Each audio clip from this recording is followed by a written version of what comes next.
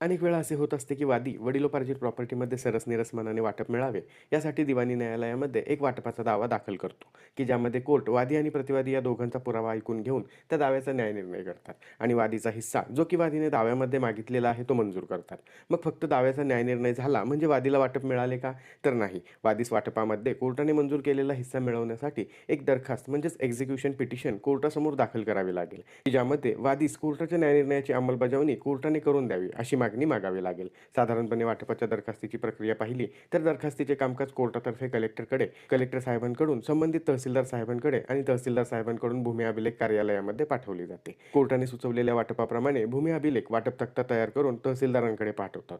वाटप तक्त्यावर कोणाची हरकत आली नाही तर त्याप्रमाणे वादीच्या ताब्यामध्ये वाटपाच्या अनुषंगाने हिस्सा दिला जातो आणि वाटपाचे कामकाज संपवून पुन्हा कलेक्टरमार्फत ते कोर्टामध्ये दरखास्तीचे कामकाज पाठवले जाते आणि त्यानंतर वादीने दाखल केलेली वाटपाची दरखास्त निकाली काढली